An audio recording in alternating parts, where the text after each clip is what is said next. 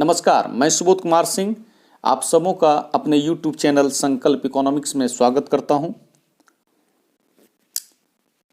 ये macro economics अभी चल रहा है। मैक्रो इकोनॉमिक्स में आप लोग को 2 चैप्टर कंप्लीट करा चुका हूं। मैक्रो का 2 चैप्टर कंप्लीट हो चुका है।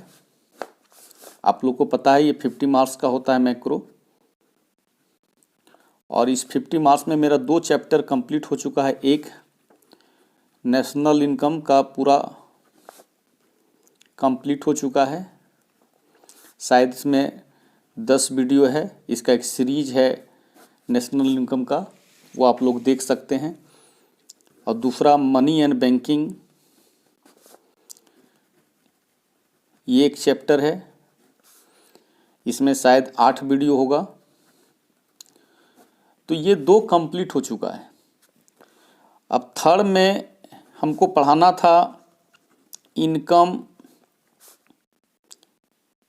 And employment.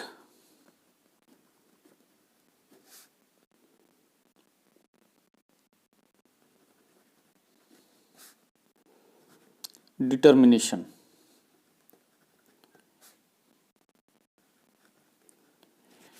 तो ये इनकम एंड एम्प्लॉयमेंट का डिटर्मिनेशन, जिसमें कई चीज़ पढ़ना होता है। एडी एएस के बारे में पढ़ना होता है, एम्प्लॉयमेंट के बारे में पढ़ना होता है। इसके अलावे एपीसी, एपीएस, एमपीसी, एमपीएस और इसके आगे बढ़कर के मल्टीप्लायर पढ़ना होता है। इसको मैं अभी ब्रेक कर रहा हूं, ध्यान देंगे। इसको मैं अभी ब्रेक कर रहा हूं। अभी इसको छोड़ के चलना है, इसको बाद में पढ़ाएंगे। अभी मेरा जो चलेगा वो बजट चलेगा।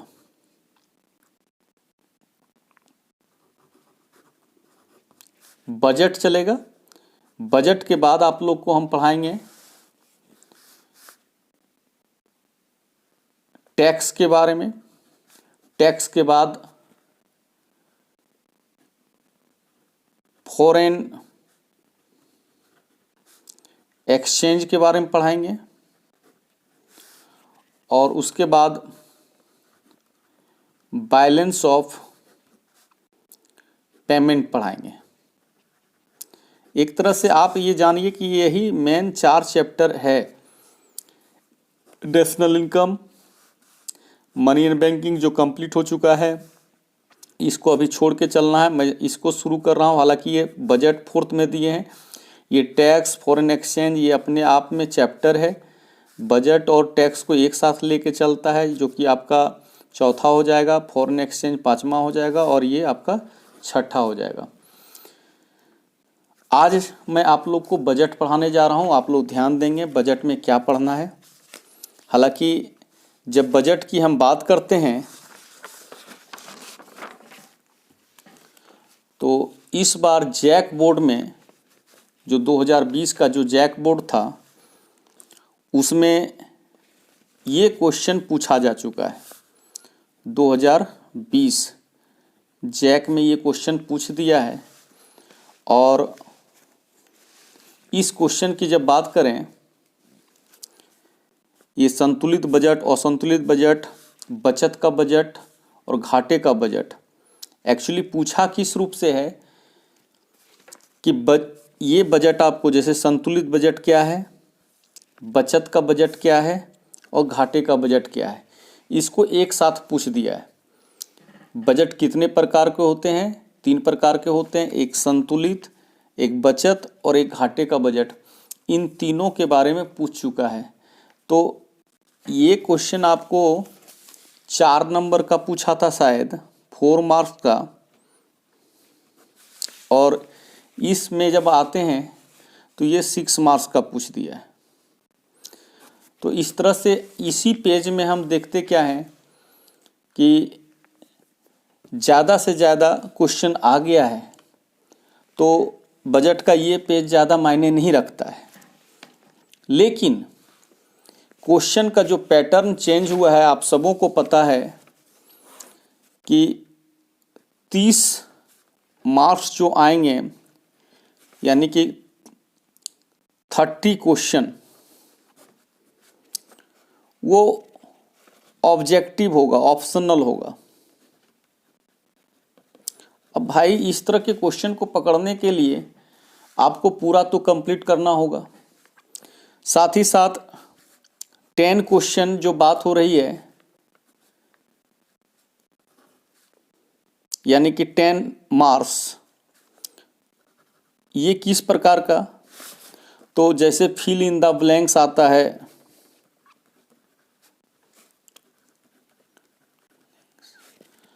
और या ट्रू फॉल्स, या वन वर्ड आंसर, तो इस रूप में आपका 10 क्वेश्चन आ रहा है। साथ ही साथ 2 मार्क्स का भी क्वेश्चन आ रहा है, 2 मार्क्स वाला भी क्वेश्चन आ रहा है, यानी कि 2 मार्क्स का क्वेश्चन, एक क्वेश्चन पर 2 नंबर। तो इस तरह से कहाँ से क्या आ जाएगा कहना मुश्किल है, तो हमको छोड़ना नहीं है। तो आज के हालांकि अब मैं बताऊंगा आप लोग को, इसके बारे में स्पेशल वीडियो बना करके बताऊंगा, लेकिन आज हम लोग का जो शुरू हो रहा है वो बजट सीरीज शुरू हो रहा है। कौन सा सीरीज हो रहा है? Budget series. और इस बजट सीरीज में पहला क्वेश्चन है, बजट क्या है, इसके उद्देश्य एवं विशेषताओं का उल्लेख करें। और इसी को 2020 में पूछा है। तो ये बजट क्या है, इसको जानने से पहले थोड़ा सा एक चीज़ समझिए। बजट आप लोग सुने होंगे, जैसे मान लेते हैं राम है और राम का इनकम और उसका एक्सपेंडिचर, एक्सपेंडिचर मतलब खर्च। तो राम का जो इनकम है और जो उसका एक्सपेंडिचर है, उसी का डिटेल, उसी का क्या कहलाएगा? डिटेल बजट कहलाएगा। जैसे अगर एक साल में वो 5 लाख कमाता है और उसमें वो 4 लाख खर्च कर देता है, अब खर्च उसका पूरा डिटेल रहेगा कि कितना उसका डेली खर्च होता है, जैसे राशन पानी का खर्च होता है, एजुकेशन एक्सपेंडिचर होता है, मेडिकल एक्सपेंडिचर होता है, इन्वेस्टमेंट होता है, जो भी है। हालांकि इन्वेस्टमेंट को मिला देंगे तो इधर भी 5 लाख, इधर भी 5 लाख हो जाएगा। तो जो भी है, इनका इनकम और इनका जो एक्सपेंडिचर है, उसी का डिटेल क्या कहलाएगा? बजट कहलाएगा। आप स्टूडेंट हो, अगर आपको 5,000 मिलता है, यानी 5,000 कर दें, और 5,000 का 5,000 आपका खर्च हो जाएगा मान लेते हैं, तो ये पूरे 5,000 जो खर्च हो रहा है, तो जितना इनकम है, हो सकता है इसमें कुछ अमाउंट आपको पापा से मिले, कुछ अमाउंट हो सकता है आपको माँ से मिले, कुछ अमाउंट हो सकता है आपको चाचा से मिले। ऐसा मिला करके जो हुआ वो आपके रिसिप्ट में, इनकम में। लेकिन इधर जो एक्सपेंडिचर होगा, वो एक्सपेंडिचर हो सकता है कि आपको जैसे राशन पे होता है, पढ़ाई पे होता है, किताब कॉपी वगैरह जो हुआ, और भी पैकेट खर्च वगैरह आता है। तो ये खर्च और ये जो आपका इनकम है, इसी का पूरा ब्यौरा बजट कहलाता है। मैंने क्या लिखा है यहाँ? बजट एक प्रकार का आर्थिक विवरण है, ध्यान देंगे। बजट एक प्रकार का क्या है? आर्थिक विवरण। आर्थिक विवरण का मतलब एक ऐसा विवरण, एक ऐसा डिटेल जिसमें पैसे का हिसाब किताब हो। यहाँ पॉलिटिकल की बात नहीं हो रही है, कोई धार्मिक चीज़ की बात नहीं हो रही है। आर्थिक है, यानी कि पैसे से, आय और व्यय से संबंधित बात हो रही है। तो बजट एक प्रकार का क्या है?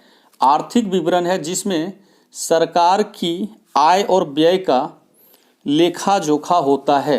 सरकार की आय और व्यय का क्या होता है? लेखा जोखा होता है। सरकार की कितनी इनकम है और कितनी एक्सपेंडिचर है पूरे एक साल का, वही क्या कहलाता है, बजट कहलाता है। इंग्लिश में भी अगर देखना चाहेंगे तो साथ ही साथ दिखा दें, budget is a detail economic statement, यही आर्थिक विवरण है। इकोनॉमिक स्टेटमेंट मतलब आर्थिक विवरण, which includes detail of income and expenditure. किसका डिटेल है ये, इनकम और एक्सपेंडिचर का, of the government during a financial year. ये फाइनेंशियल ईयर होता है 1 अप्रैल से 31 मार्च, याद रखेंगे। बजट भले आपको जनवरी फरवरी में, पहले फरवरी में पेश होता था, आजकल तो जनवरी में किया जाने लगा, या हो सकता है फरवरी फर्स्ट वीक में हो, तो पेश कर दिया जाता है संसद में फरवरी में ही, लेकिन वो इम्प्लीमेंट होता है 1 अप्रैल से और इंड होता है 31 मार्च। यही फाइनेंशियल ईयर है। ये भी ऑब्जेक्टिव में राइज हो सकता है, ध्यान देंगे। अब इसमें एक लाइन लिखे हैं, यह सरकार की सोच एवं नीतियों की जानकारी देता है। बजट से ही आपको पता चलेगा कि किस प्रकार की सरकार है, गरीबों के लिए है, आम जनता के लिए है, या पूंजीपतियों के लिए है। पूंजीपतियों का मतलब पैसे वाले।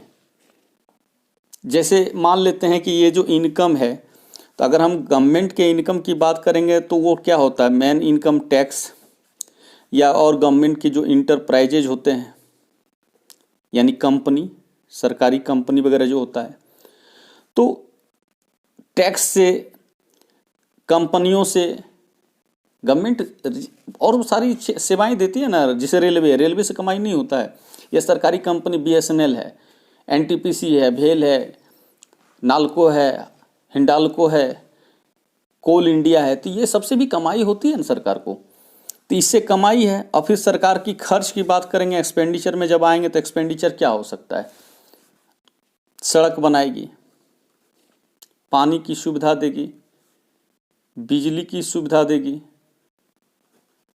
यही सब ना, शिक्षा की व्यवस्था करेगी। तो इन सबों पर जो खर्च होता है और इधर जो पैसा आ रहा है, उसी का डिटेल क्या है, बजट है। लेकिन अब देखो, सरकार जैसे टैक्स, फैन पर भी टैक्स लगता है, AC पर भी टैक्स लगेगा, लेकिन फैन पर टैक्स अगर बजट में बढ़ा दिया जाए और AC का टैक्स घटा दिया जाए, हम क्या समझेंगे, सरकार किसको, आम जन को राहत पहुंचा रही है कि अमीरों को राहत पहुंचा रही है? स्वाभाविक है, अमीरों को राहत पहुंचा रही है, क्योंकि AC का टैक्स घटाया गया, ये अमीर लोग यूज करेंगे। AC जो 50,000 का है 45,000 भी हो जाएगा तो क्या लगता है, गरीब खरीद लेगा? नहीं खरीदेगा। तो अमीर को ही 5,000 का राहत दिया गया है। लेकिन फैन मानते 1,000 रुपये वाले है, उसका टैक्स बढ़ा दिया जाए, 1,200 रुपये हो जाए, तो गरीब ही उसको खरीदेगा, अमीर तो नहीं खरीदेगा। लेकिन 200 रुपये का अतिरिक्त जो है उसके ऊपर बर्डन पड़ गया। खर्च जो करती है, तो कई प्रकार का खर्च है, आप देख सकते हैं। कुछ ऐसे खर्च होंगे जिससे कि बड़ी बड़ी कंपनियों को राहत मिलेगी, कुछ ऐसे खर्च होंगे जिससे साधारण लोगों को राहत मिलेगी। तो साधारण लोगों को अगर राहत पहुंचाने की कोशिश की जा रही है तो हम समझ जाएंगे कि ये बजट आम जनों के हित के लिए बनाया गया है। तो इससे पता चलेगा कि ये बजट क्या है, आम जनता के लिए है। लेकिन कहीं अगर AC का टैक्स घटे, फैन का टैक्स बढ़े, ऐसी बातें हो तो समझ जाएंगे कि ये अमीरों की सरकार है, अमीरों का काम सरकार कर रही है। तो बजट से ही आपको पता चल जाएगा कि सरकार की नीति कैसी है। जैसे एक विद्यार्थी का जो बताए कि राम विद्यार्थी है, उसको 5,000 रुपया मिला और वो खर्च क्या करे, सिनेमा पे, सर्कस पर, मोबाइल पे, ना घूमने फिरने में उसका ज़्यादा खर्च हो, किताब कॉपी का खर्च बहुत कम रहे, तो हम क्या समझेंगे कि ये बच्चे पढ़ने वाले नहीं हैं, 420 टाइप का ये स्टूडेंट है, गार्जियन को चीट कर रहा है, अपना भी फ्यूचर खराब कर रहा है। लेकिन वही उसका खर्च ट्यूशन पे ज़्यादा पैसा निकल रहा है, किताब कॉपी में वो ज़्यादा पैसा निकाल रहा है। हाँ ठीक है, थोड़ा खाने पीने पर भी होगा खर्च, लेकिन जो होता है नहीं, बाहर का खाना खाना, होटल में, होटल का उसका महीना में 4 दिन 5 दिन वो होटल में खा लेता है, कहीं घूमने फिरने चला जाता है, सिनेमा खूब जाता है। तो इस प्रकार का खर्च अगर उसमें ज़्यादा हो रहा है तो समझ जाएंगे कि वो पढ़ने वाला नहीं है। तो ये पता चलता है, उसके आय और व्यय से ही पता चल जाएगा कि वो बच्चा कैसा है। अब प्रश्न उठता है, सरकार बजट के माध्यम से अपने किन किन उद्देश्यों को पूरा करती है, जिसमें मैंने पहला उद्देश्य लिखा है आर्थिक विकास को प्रोत्साहन, इंक्रेजमेंट टू इकोनॉमिक डेवलपमेंट। सरकार क्या, कोई भी व्यक्ति, जैसे राम की बात किए, राम भी बजट बना के चलता है, उसको 5,000 रुपये अगर प्राप्त होता है और ये 5,000 रुपये फिर वो खर्च करता है, वो लिख करके चले तो उसको फायदा होगा, उसका विकास होगा। लिखेगा तो गलत जगह पैसा खर्च होगा ही नहीं, क्योंकि जब पैसे घट जाते हैं तो वो लिखा हुआ रहेगा, तो वो पिछले खर्च को जब वो देखेगा तो वो पाएगा कि कहाँ मैंने अनवांटेड खर्च किया, अनवांटेड एक्सपेंडिचर किया, अननेसेसरी एक्सपेंडिचर किया। जो गलतियां वो पिछले बार दोहराया वो इस बार वो क्या करेगा, ठीक कर लेगा। लेकिन लिखा हुआ रहेगा तब ना। अब जैसे वो लिखा हुआ रहता कि हाँ उसने पिछले महीने में 5 बार सिनेमा गया, 10 बार बाहर खाना खाया, जिसका बजट तकरीबन 1,500 रुपया हो गया। अब परिणाम क्या हुआ कि उस महीने उसको 1,000 घट गया, वो किसी और से कर्ज लेना पड़ा। तो इस महीने में वो कोशिश करेगा कि नहीं, ये जो 1,500 रुपया मेरा खर्च हो रहा था, अगर इसमें अगर हम 500 रुपया में ही काम चला ले तो 1,000 बच जाएगा, वो इधर लगा लेगा। तो जो गलतियां पिछले महीने हुआ, जो नुकसान पिछले महीने हुआ, वो इस महीने क्या होगा, नहीं होगा। तो इससे उसको फायदा मिलेगा कि नहीं मिलेगा। तो सेम चीज सरकार भी करेगी। सरकार भी अगर पिछले कार्य को देख करके चलती, जैसे इसको मैंने अभी छोड़ दिया, इसकी उतनी जरूरत नहीं है, लेकिन क्या लिखा हुआ पिछले वर्ष का अनुमान, वो पिछले वर्ष क्या किया वो अगर देख लेगा और उसमें पाएगा कि हमने पिछले वर्ष क्या किया, कुछ ऐसे ऐसे खर्च कर दिया जो कि जरूरी नहीं था और सही ढंग से खर्च नहीं हुआ, तो फिर वो इस बार क्या करेगा, उस खर्च में कमी करेगा और वैसे जगह खर्च करेगा जो उसके लिए ज़्यादा आवश्यक है या सरकार के लिए ज़्यादा आवश्यक है, देश के लिए ज़्यादा आवश्यक है। तो स्वाभाविक है देश का विकास होगा। क्या लिखें, आर्थिक विकास को प्रोत्साहित करने के लिए सरकार अपने बजट में पिछले कार्य क्या, बजट में क्या होता है, आय व्यय का मूल्यांकन करती है, नहीं उसका इवैल्यूएशन करती है, और साथ ही साथ नई योजनाओं की शुरुआत करती है, जिससे आर्थिक विकास को क्या होता है, प्रोत्साहन मिलता है। सेकंड पॉइंट है संतुलित क्षेत्रीय विकास। बजट के माध्यम से संतुलित क्षेत्रीय विकास करने में मदद मिलती है। क्षेत्र एक जैसा नहीं होता है, कोई क्षेत्र जो है पिछड़ा होता है, कोई अगड़ा होता है। पिछड़ा यानी बैकवर्ड, ये फॉरवर्ड स्टेट। आप जैसे बिहार की बात कीजिएगा, झारखंड की बात कीजिएगा, ये सब पिछड़े राज्य में आता है। आप गुजरात की बात कीजिए, महाराष्ट्र की बात कीजिए, ये सब फॉरवर्ड स्टेट कहलाता है। इन स्टेट के तुलना में यहाँ की स्थिति अच्छी है, लेकिन ये भी देश में है, ये भी देश में है। एक स्टेट कमजोर रह जाए, एक स्टेट आगे निकल जाए, उतना फायदा नहीं होगा। हम लोग जैसे करते हैं, ये मेल और फीमेल की बात करते हैं कि जितने पुरुष हैं और जितने महिला हैं, हम क्यों महिलाओं पर ज़्यादा फोकस कर रहे हैं, क्योंकि आधी आबादी 50% इसकी आबादी है, और ये जब कमज़ोर रह जाएगा तो इसका मतलब क्या है, आधा देश कमज़ोर रह गया। देश को मजबूत करना है, जैसे एक आदमी को 2 टांग होता है, एक टांग कमज़ोर रहे एक मजबूत रहे तो उस आदमी को किस तरह की परेशानी सामना करना पड़ेगा, और एक आदमी का दोनों टांग मजबूत है तो उसको क्या फ़ायदा होगा, आप समझ सकते हैं। ठीक उसी प्रकार ये वर्ग मजबूत है, ये वर्ग कमज़ोर है, तो आधा कमज़ोर है आधा मजबूत है, उतना फायदा होगा। लेकिन यदि दोनों मजबूत हो जाए तो क्या फायदा होगा, नज़र में देखिए, सोचने की कोशिश कीजिए। उसी प्रकार कुछ स्टेट पिछड़ा है, कुछ अगड़ा है, सभी अगड़े स्टेट में आ जाए क्या फायदा होगा इसका, समझ सकते हैं। लेकिन ये कैसे होगा, तो बजट में इन स्टेट पर विशेष ध्यान दिया जाता है, इसको कई तरह की छूट दी जाती है। जैसे टैक्स लगाया जाएगा तो इन स्टेट में टैक्स कम लगेगा, इन स्टेट में थोड़ा सा टैक्स ज़्यादा भी लगा दिया जाएगा। यहाँ पर सरकार खर्च ज़्यादा करेगी, जो वेलफेयर स्कीम होती है सरकार की वो ज़्यादा यहाँ पर चलेगी, यहाँ पर कम चलेगी। चलाना यहाँ भी है, लेकिन कोशिश होनी चाहिए कि यहाँ ज़्यादा चले ताकि ये भी इसके बराबर आ सके। तो बजट के माध्यम में से क्या किया जाता है, बजट के माध्यम से सरकार पिछड़े हुए क्षेत्रों में सार्वजनिक व्यय ज़्यादा करती है, खर्च ज़्यादा करती है, तथा लोगों को करों से भी राहत पहुंचाती है। कैसे क्षेत्र को, पिछड़े हुए क्षेत्र को। इससे अर्थव्यवस्था में के संतुलित क्षेत्रीय विकास में मदद मिलता है,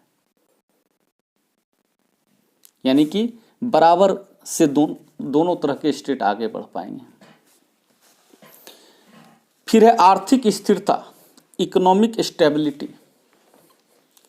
कभी देश में तेजी की स्थिति होती है, कभी मंदी की स्थिति होती है। ठीक उसी प्रकार जैसे एक विद्यार्थी कभी कभार ऐसा हो जाता है कि खूब पढ़ने लगता है, कभी कम पढ़ता है। जैसे मान लेते हैं कि किसी दिन वो 15 घंटा पढ़े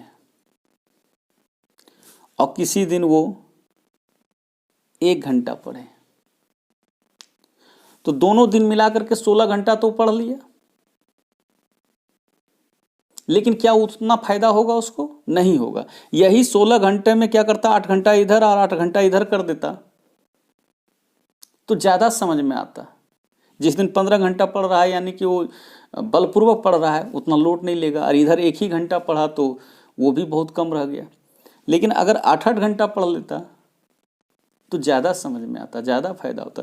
तो देश में कभी बहुत तेजी की स्थिति होती है, तेजी मतलब चीज़ों का रेट बढ़ रहा है, 10 का चीज़ 50 हो गया, कभी मंदी का चीज़ है 50 का 10 हो गया, तो कोई ना कोई तबका पीड़ित हो जाता है। बहुत तेजी की स्थिति होती है तो जो विक्रेता होता है, जो सेलर होता है, वो प्रॉफिट ज़्यादा कमा लेता है, क्योंकि उसको अच्छा खासा कीमत मिल रहा है, ज़्यादा कीमत मिल रहा है। तेजी का मतलब हुआ महंगाई अधिक हो जाना, तो उसको फायदा हो गया, सेलर साइड को फायदा हो गया, विक्रेता को फायदा हो गया, सप्लायर को फायदा हो गया।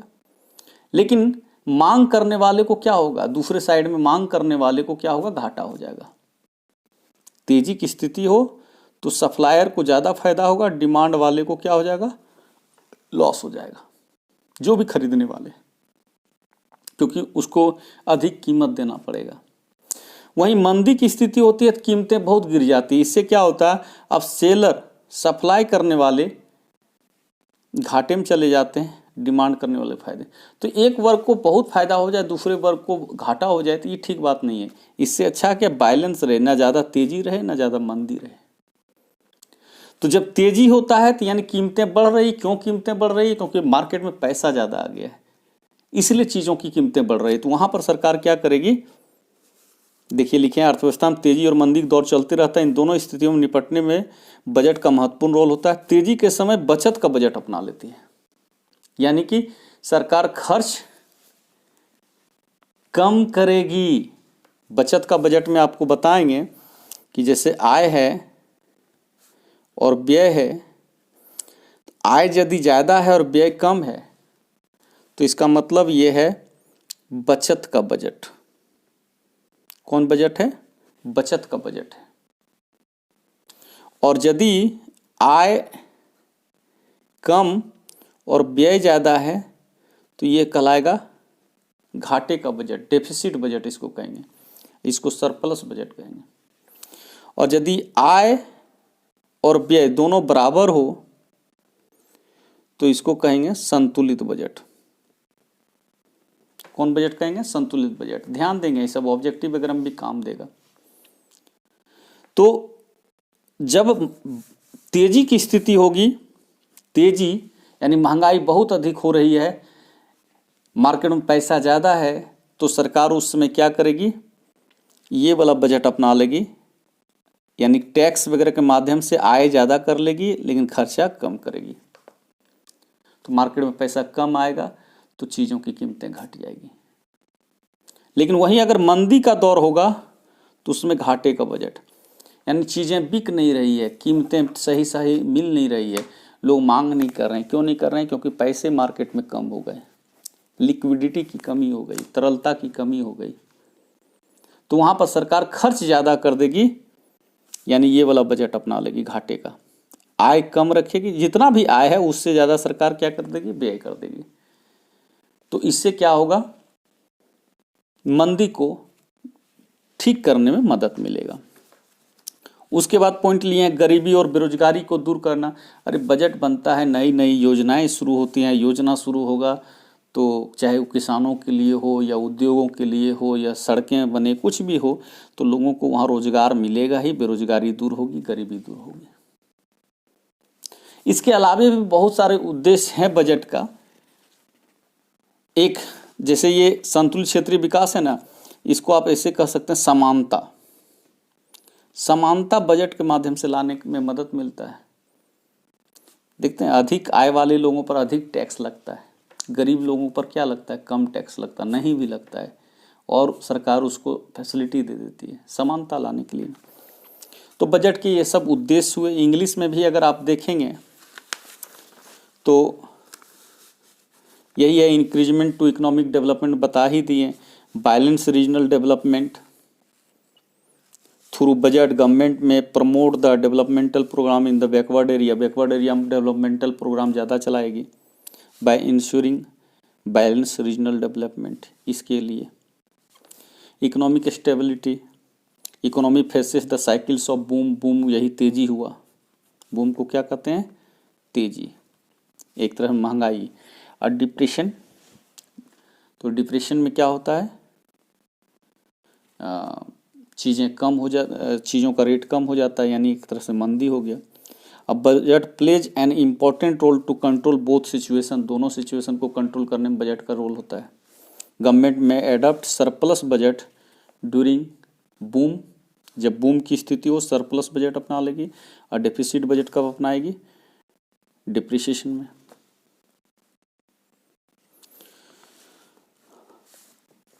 फिर क्रिएशन ऑफ एम्प्लॉयमेंट है, बजट में also initiate various employment generation programme in the economy. तो ये सब बजट के उद्देश्य हैं। हमको लगता है कि कोशिश करते तो आज ही बता देते आपको ये संतुलित बजट और असंतुलित बजट क्या है, फिर ये भी बता देते, लेकिन वीडियो का साइज बड़ा हो जाएगा, तो नेक्स्ट वीडियो में इसकी चर्चा कर देंगे। और 2 वीडियो लगेगा हमारे ख्याल से, कुछ बातें इधर भी पढ़ाने का है, ये सब बजट का ही है। तो आज का क्लास यहीं पर ख़त्म करते हैं, मिलते हैं अगले वीडियो में, तब तक हमें आज्ञा दीजिए। धन्यवाद। जय हिंद, जय भारत।